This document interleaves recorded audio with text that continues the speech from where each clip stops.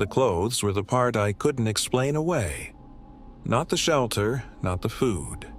The clothes. I'd walked past that same stretch of Sector 7 maybe 60 times. Nantahala's a big forest, and I had a big piece of it, and after a few years you stop really looking at the ground, you know. Your eyes slide over it. Trail maintenance mostly. Clear a blowdown, check a marker, keep the water bars draining. Solo work. I liked it that way. Some rangers want the visitor centers and the talks. I wanted the quiet, the 7 a.m. start. Nobody on the radio but me and base. That morning, something 40 meters off the trail caught wrong in my eye. A straight line. Nature doesn't do straight lines, and after enough years in it, a straight line pulls at you like a sound. I went and looked. And I want to be careful here, because the words "shelter in the woods" make you picture a lean-to a lost hiker throws together. This wasn't that. Somebody had cut and framed supports, lashed them, weatherproofed the whole thing with layered bark over plastic sheeting, the way you do if you meant to be dry through a winter, not a night. There was stored food, kept off the ground. There was a fire spot, old, used many times. And there were clothes, folded, a stack of them, worn soft, kid-sized and adult-sized both. I stood there doing math I didn't like. 60 patrols past this spot. How long does bark weather to that color? How long does a fire scar get that deep? This had been lived in for a long time. Right there, the whole time. 40 meters off a trail I thought I knew. I radioed it in. And here's the thing that turned my stomach before I even understood why. The voice that came back wasn't my base coordinator. I knew her voice. This was somebody else. Calm. Slow. Like he'd been waiting. Log the coordinates. Do not approach. Exit the sector. I asked who I was talking to. He said it again. The same words, the same flat calm, and told me to confirm I was leaving. So I left. You don't argue with a voice like that when you're alone and it's already light enough to see how far from your truck you are. I filed the report that night, in full.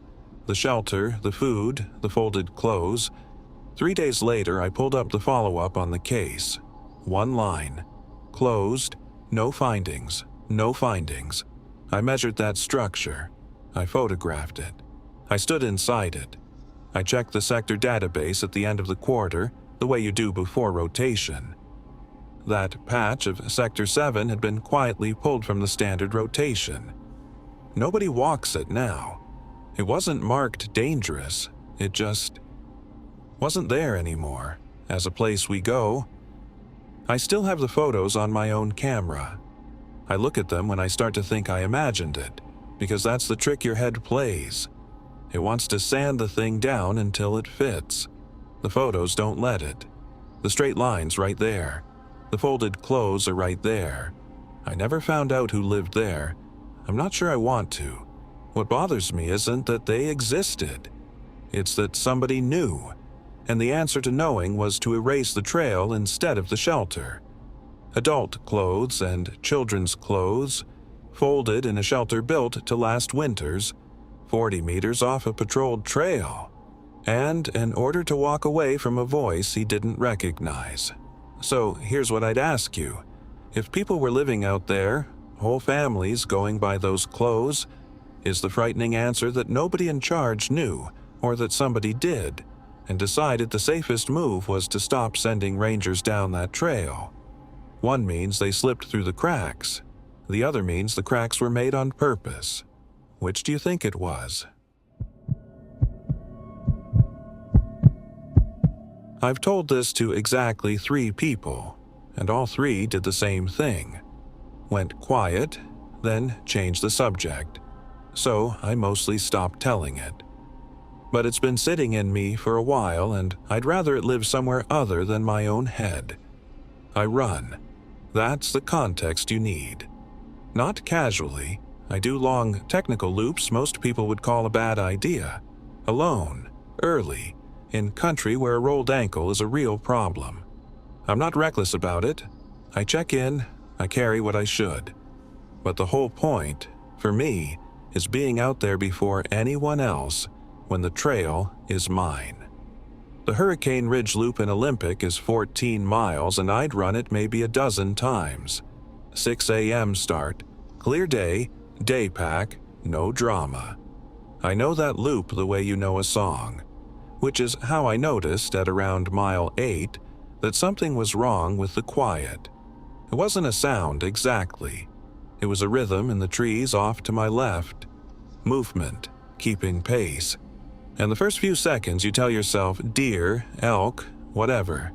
But a deer spooks or falls behind. This didn't. When I slowed to listen, it slowed. Not fading, matching me. When I picked the pace back up, it came with me. Easy, like it wasn't working as hard as I was. I did the thing you're not supposed to do. I stopped. Full stop, dead still, for what I timed later at about 2 minutes, because I wanted to prove to myself it was an animal that would either move on or show itself. It didn't move on. It moved around. I could hear the pattern of its shift, not running off, not coming at me.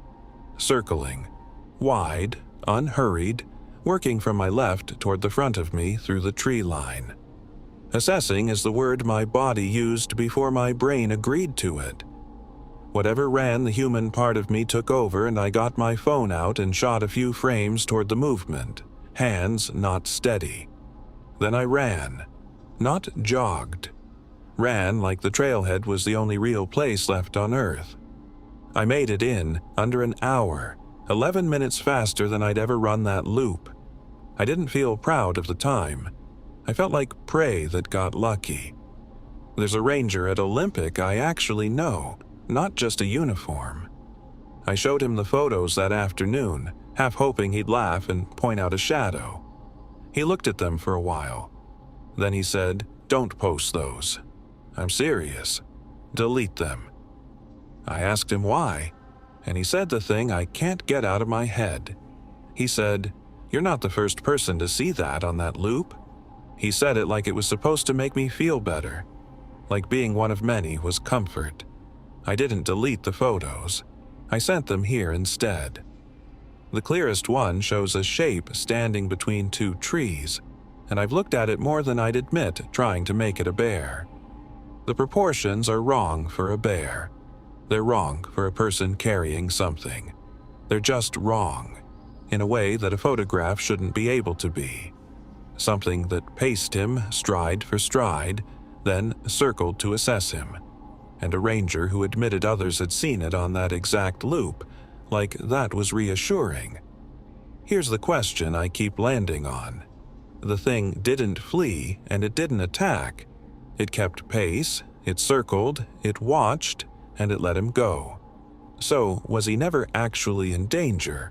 Or was being sized up and released the most unsettling outcome of all? Because it means something out there decided he wasn't worth it that day? Tell me which reading sits worse with you.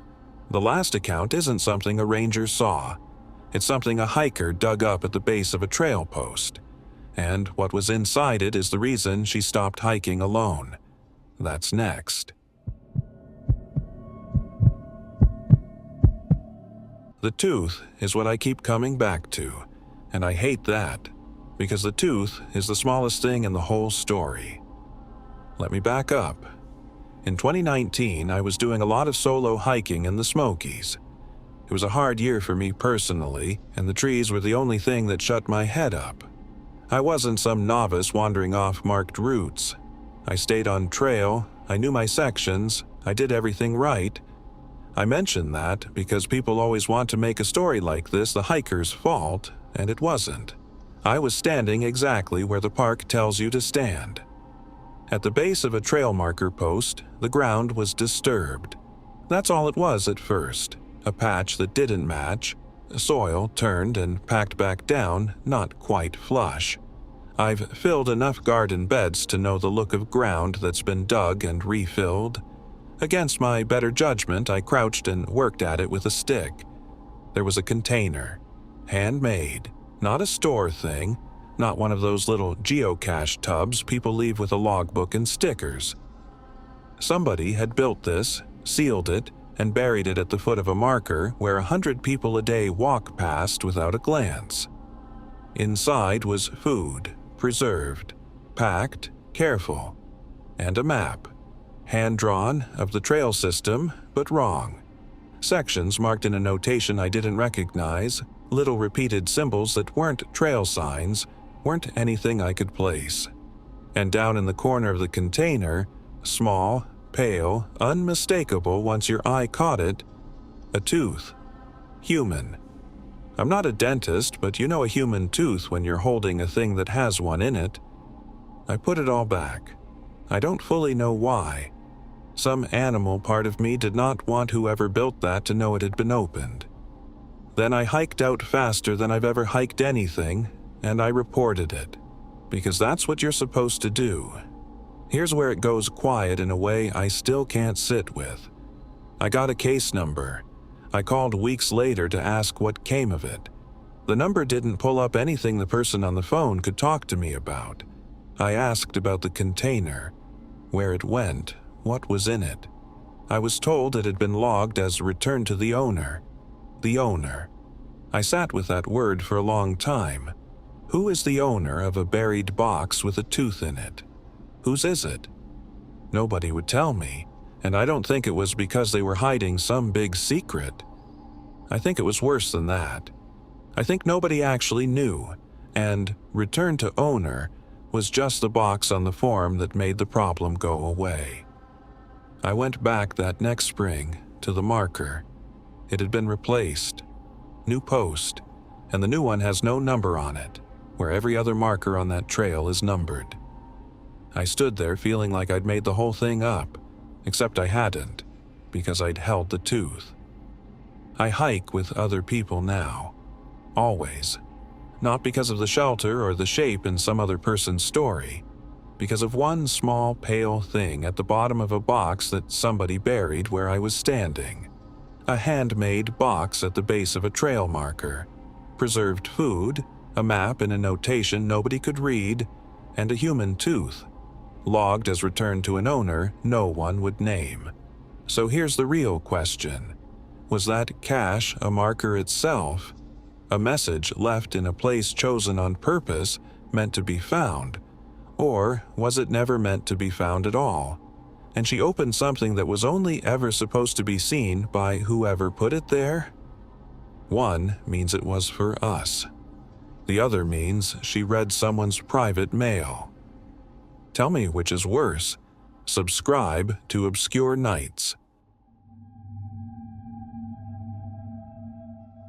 These 3 accounts share one uncomfortable idea, that the backcountry you think of as empty may not be. Here are 4 things worth caring because of that. Lesson 1. Learn to read ground and structure. A straight line in nature is almost always human. Cut and lashed supports, weathered bark layered over sheeting, a fire scar burned deep. Those aren't a lost hikers overnight.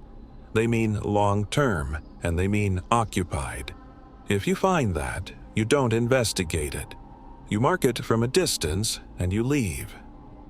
Lesson 2. Understand what it means when something matches your pace. Prey animals flee. Predators that pace and circle instead of charging are sizing up the situation. If something in the tree line keeps time with you and won't show itself, do not stop to film it and do not close the distance. Move toward open ground and other people. Lesson 3. Don't open what you find buried or cached. A handmade container off-trail is not a geocache and it is not yours. Whatever it is, whoever built it may consider it theirs and may be nearby. Photograph its location, leave it exactly as it was, and report it. Lesson 4. In country that might be occupied, be with people and be unpredictable. Solo and routine make you easy to learn. Vary your times, hike in groups where you can, and tell someone your exact route. Being hard to pattern is a real form of safety. Thank you for trusting Obscure Nights with these accounts. If you have an encounter of your own, our submission email is in the channel bio. We read every single one. This is Obscure Nights, where the cases nobody talks about get told the way they actually happened. Good night.